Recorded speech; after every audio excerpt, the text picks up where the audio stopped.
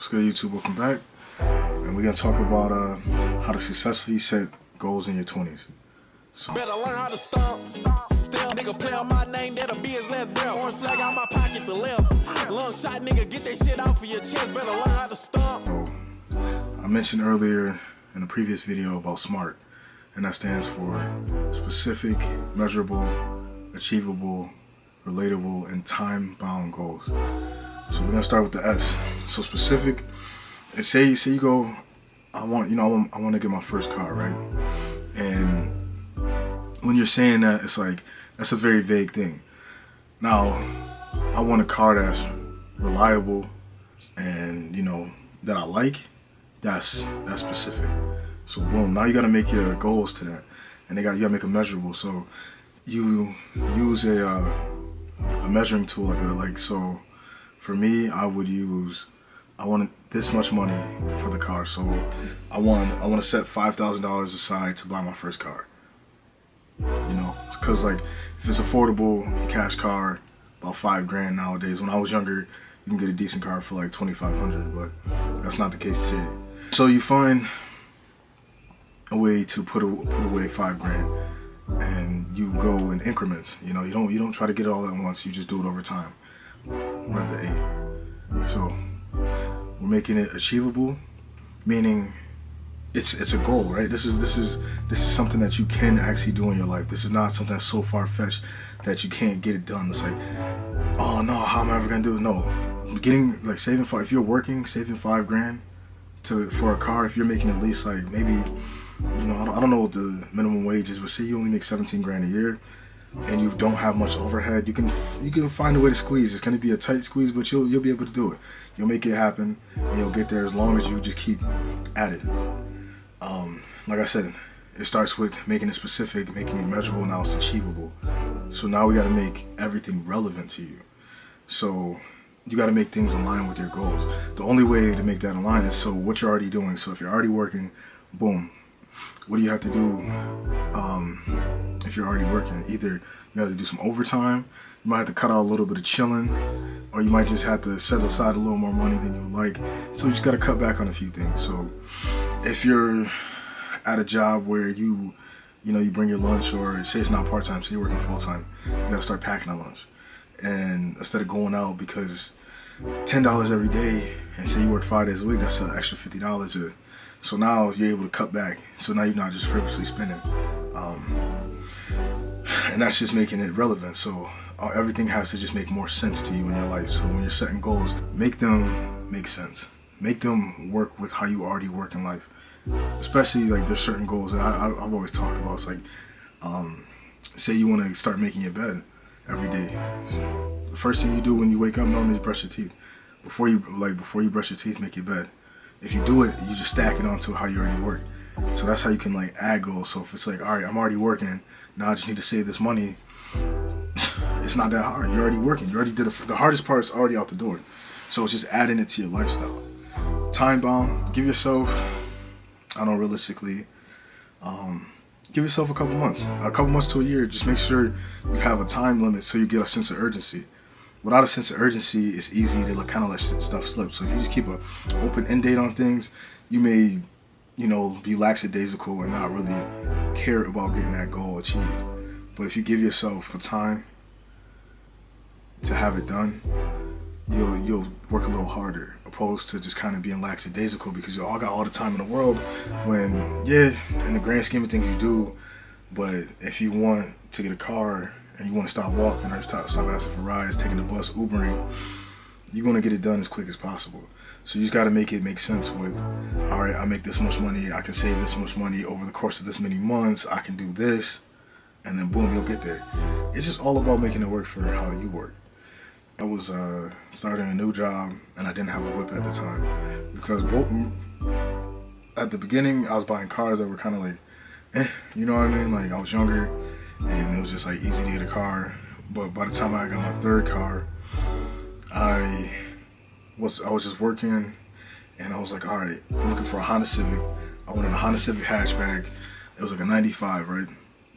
So when I say I took all my checks and I saved what I could, So I'm over here giving my sister money for rides and giving the homies money for rides and stuff, just so I can get to and from work. And I only work 4 minutes away, so it wasn't that bad. But I can only imagine if I didn't live that close, how much money I would have really been spending on rides. So I got lucky in that aspect. But what I did was I told him, hey, I just need help for like the next like 2 months of rides. I'll give y'all so this much money. So that Honda Civic, so I was going and I was looking for mad different Civics. I wanted a 5-speed, or well, 5 or 6-speed, but it's a 95, so it's a 5-speed. So I was looking and I finally found me a 5-speed 95 hatch. I had to go about 30 minutes outside of Rochester to go get it. So when I first looked at it, it was smooth. The price, I want to say the dude wanted like 800 or something, right? I was like, yo, I offered him 700 cash right there on the spot. He sold it to me, right? Sold me the car. Mind you, I couldn't even drive stick at this time. So I bought the car, didn't even know how to drive stick. They dropped it off to me and took the place, because you can't, New York State, you gotta have like stuff insured and all that when you transport it. So they just dropped the car off to me, took the place, registered, got on the road, did everything. Now, when I say that, when I first got it, it had a head gasket leak. So I kind of got a lemon, but it's at that point I think it's like a 20-year-old car. So it's not really a lemon to me. It's just like, hey, it's a 20-year-old car, shit happens, I don't really care. It's a head gasket on a Honda. We fixed that thing in like an hour and a half. Literally, opened up the head, took the old one off, or took the old gasket off, scraped it off, put the new one on, bolted it back down, torqued it.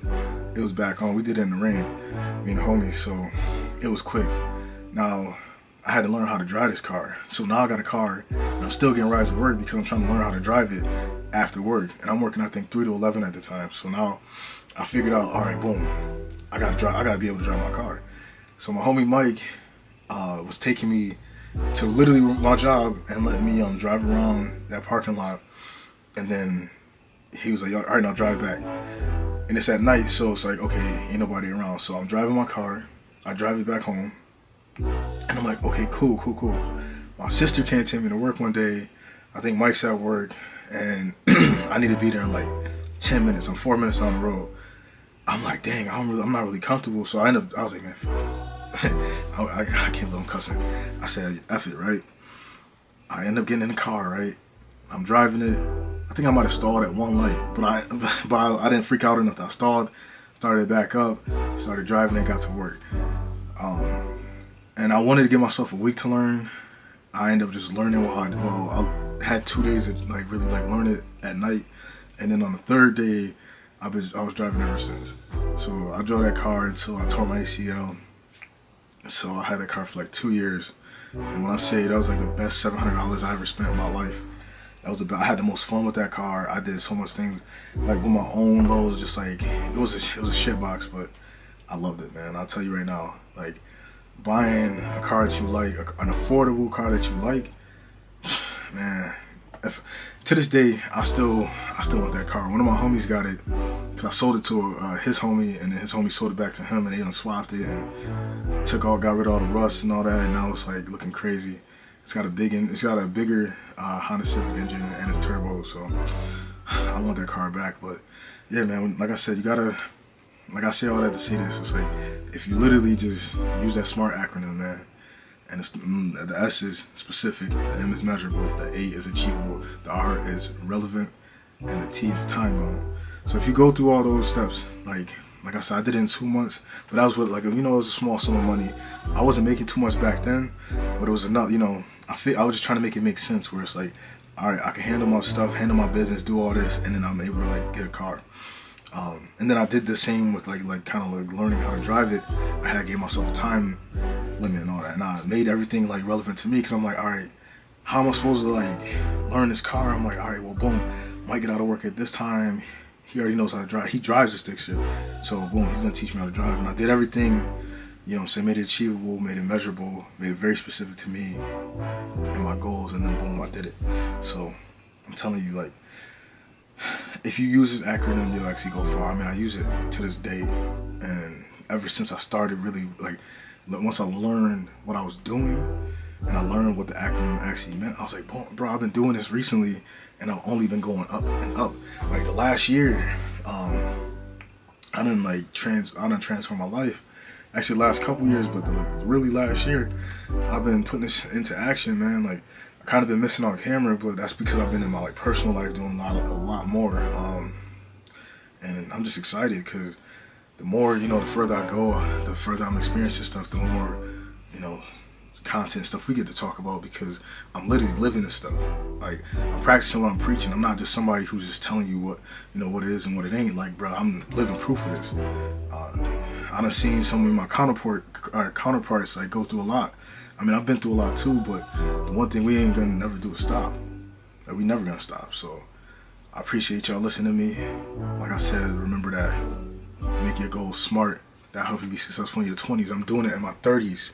I started doing it later in my 20s, but I'm glad I'm doing it now, and I know where I'm at. If I would have started earlier, I know where I could have been. So just imagine you in your early 20s, even if you're in your 30s, start it. 40s, at any age, start it, because you're only gonna transform your life. Give yourself 6 months to just straight up grinding. Cut out the nonsense. Head to the ground, or head to the nose to the grindstone and head up, and just keep going through it. Like take everything on the chin and keep moving forward, bro. Like I know life happens, but you can't stop. We don't get the luxury of stopping. I don't. You know what I mean? So I know if I can't stop, you can't either, man. So I just appreciate y'all, and you already know, man. We stand on business, man. The steppers, man. Y'all step and stomp shit. Let's go. Better learn how to stomp. Still, nigga, play on my name, that'll be his last breath. Orange flag out my pocket, the left. Long shot, nigga, get that shit out for your chest. Better learn how to stomp.